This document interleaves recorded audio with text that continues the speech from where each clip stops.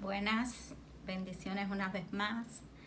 Qué placer que estemos comunicados por esta vía y que pueda llevarle aliento, sabiduría, que pueda el Señor usarme como un instrumento en sus manos y podamos juntos ver qué dice la palabra. En el último video que estuve compartiendo, hablamos del contentamiento, cómo estar contento bajo cualquier circunstancia. Y es algo que, como vimos, es algo que elegimos, que aprendemos. Es una actitud de cambiar la perspectiva de cómo vemos las cosas. Lamentablemente, en el mundo que vivimos es un mundo muy egocéntrico, donde normalmente no estamos conformes, tengamos o no tengamos, no estamos conformes. Si se tiene mucho, siempre se quiere más. Si tenemos poco, también no estamos contentos con lo que tenemos. Entonces, es algo que ha venido a ser parte como de la cultura, el estar inconforme, el no ser agradecido, el no estar contento, el no ver las cosas que tenemos, que ya por las cuales podemos dar gracias, como el Señor la ha suplido, y nos enfocamos más en lo que no tenemos, en lo que nos falta. Entonces, vimos el ejemplo de Pablo, como Pablo, en la circunstancia que se encontraba, preso, encadenado las 24 horas a un soldado romano, escribió la carta como conocida, la carta del gozo, que es la carta de Filipenses. Y quiero leer esto nuevamente, los versículos de Filipenses 4, el versículo 11 y 12. Dice, no que haya pasado necesidad alguna vez, porque he aprendido a estar contento con lo que tengo. Pablo aprendió a estar contento con lo que tenía y es algo que nosotros también podemos aprender. Dice, sé vivir con casi nada, con todo lo necesario.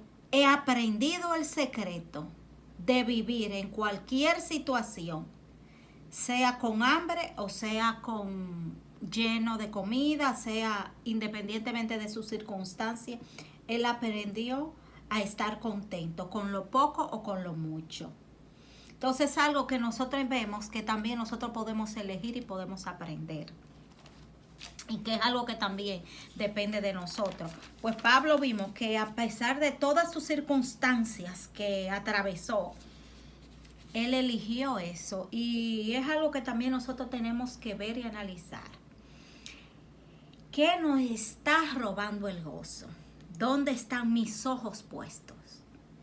¿Qué es aquello que me está quitando la paz? ¿Que me está quitando el contentamiento? ¿Dónde yo estoy poniendo mi mirada? Porque indudablemente si yo tengo la mirada puesta en las cosas de aquí, terrenales, efímeras y pasajeras, y que no hemos dado cuenta con todas las situaciones que hemos vivido y vamos a vivir, que nosotros no tenemos el control, que ese control que quizás que creíamos que tenemos, no lo tenemos.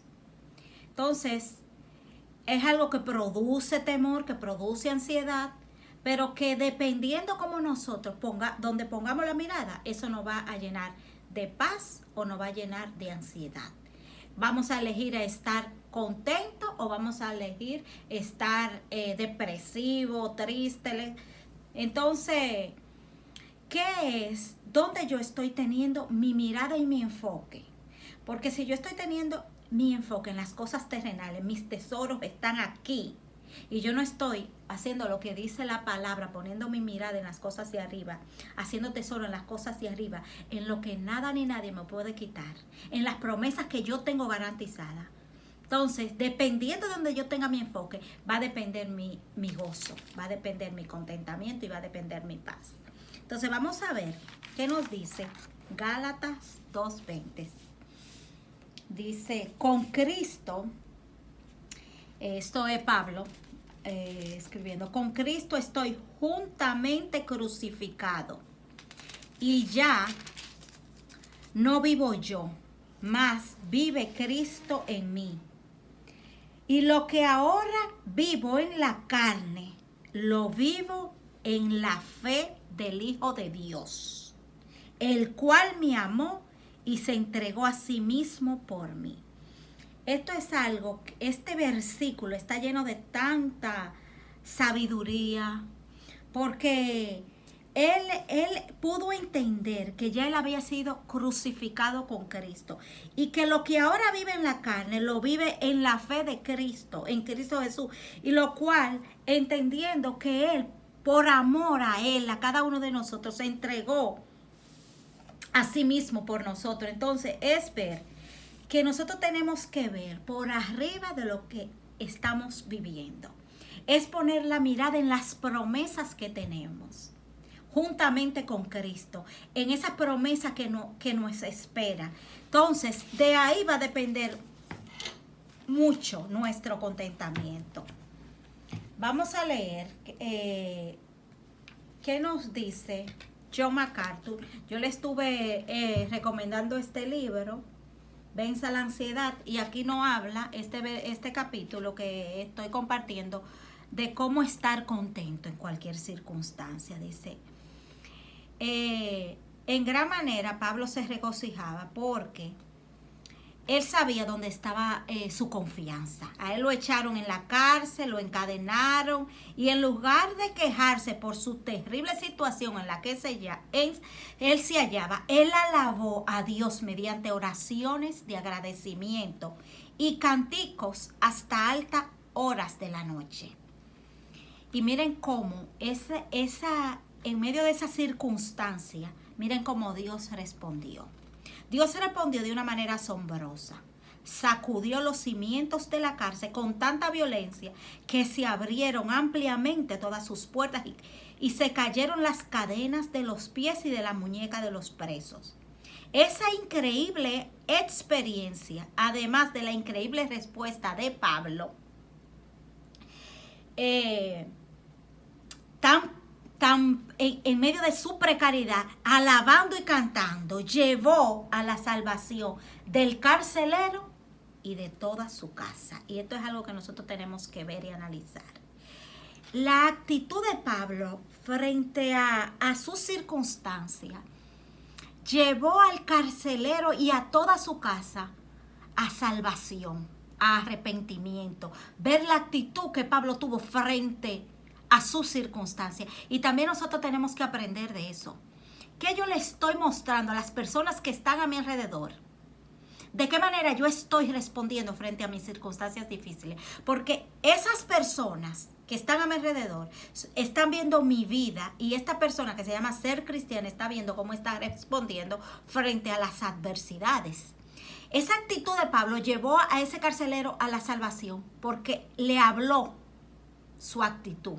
Así mismo nosotros, nuestras actitudes le hablan a los demás, le hablan a las personas que están a nuestro alrededor.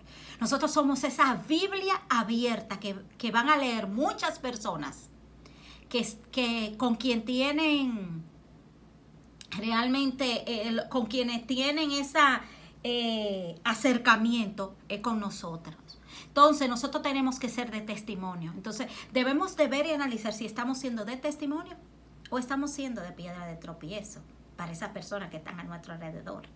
Porque indiscutiblemente mi manera de actuar y de reaccionar frente a las situaciones difíciles, a las adversidades, le van a enseñar a ellos quién es el Dios en el que yo he proclamado que creo.